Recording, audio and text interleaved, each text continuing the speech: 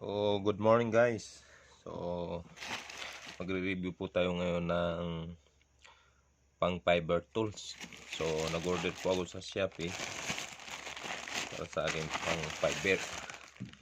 So, pakita ko sa inyo. Ayan. Yan po yung laman. So, i-open natin.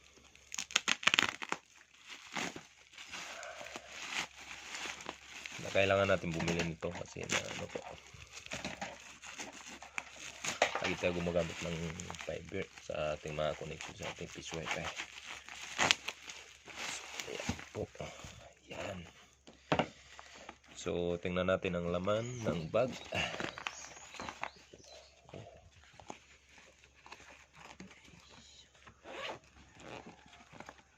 Saktong-sakto ang laman.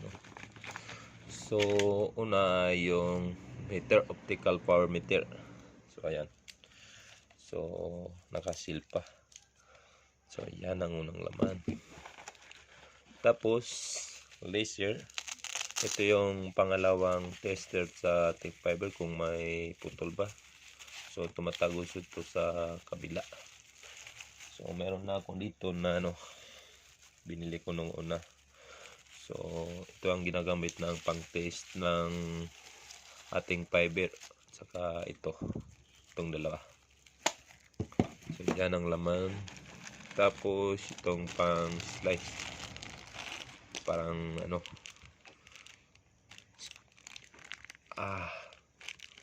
yan. Tapos yung lagayan ng alcohol po. So kinakailangan po ng alcohol sa pag splice ng fiber. So nililinis muna bago ilagay sa AC connector. So mga guide, warranty, regulation. So ang pangkat po mismo ng fiber. So ito pakita ko sa inyo sa mga hindi pa nakakaalam.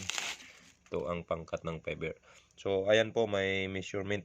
So hanggang dito yung fiber, papasok dito. So may butas So naka-level na po yan yung mga fiber natin.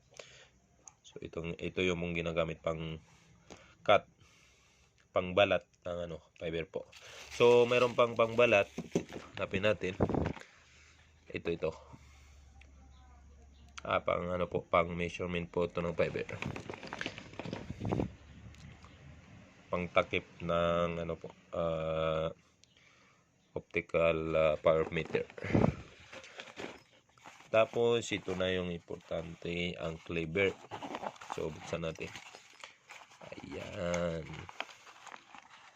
Cleaver.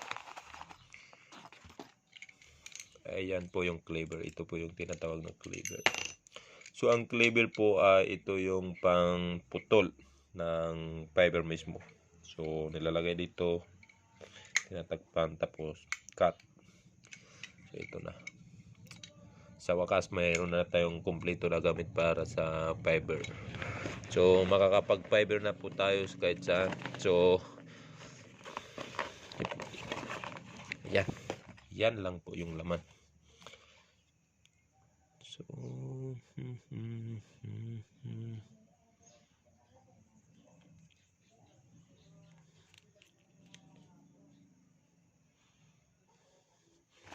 parang kulang ito na isa.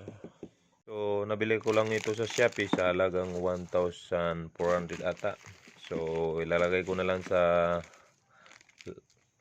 description po ang link.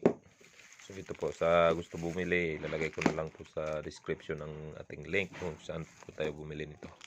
So ayan po yung laman talaga. So nandoon ang cleaver. Cleaver po. Ongoing termination of fiber cable. Ayan. So sulit ang lakas. Perfect, no?